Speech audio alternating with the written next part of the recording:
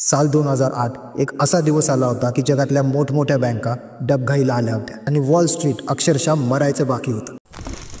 ही सुरुवात झाली अमेरिकेतल्या हाऊसिंग मार्केटपासून। बँका मोठ्या प्रमाणावर लोकांना घर घेण्यासाठी लोन देऊ लागल्या, अगदी अशा लोकांनाही जे पुढे जाऊन ते कर्ज फेडू शकणार नव्हते। या लोनचं एक पॅकेज करून एक फायनल प्रोडक्ट तयार करण्यात आलं, मॉर्गेज बॅक्ड सिक्युरिटीज, आणि बँकांनी ते जगभरात विकायला सुरुवात केली। लोकांना वाटत होतं हे इन्व्हेस्टमेंटचं सर्वात सुरक्षित साधन आहे, पण सत्य काही वेगळंच होतं। आणि एक दिवस असा आला, हजारो लोक लोन फेडू शकले नाही, घरं जप्त होऊ लागली, त्यामुळे प्रॉपर्टीच्या किंमत घसरल्या आणि सिक्युरिटीची किंमत शून्याजवळ आली।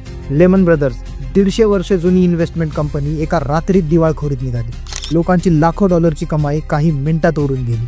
संपूर्ण अमेरिकन अर्थव्यवस्थेला धक्का बसला आणि त्याचे हादरे जगभरात जाणवले। सरकारला 700 अब्ज डॉलरचं बेलआउट पॅकेज द्यावं लागलं, नाहीतर वॉल स्ट्रीट फक्त इतिहासाच्या पुस्तकातच दिसला असतं। 2008चं हे क्रॅश जगाला शिकवून गेलं की पैसा, गुंतवणूक आणि हव्यास या तिन्ही गोष्टी जर एकत्र आल्या तर आर्थिक भूकंप होऊ शकतो। अशा आणखी रिअल स्टोरीजसाठी फॉलो करायला विसरू नका।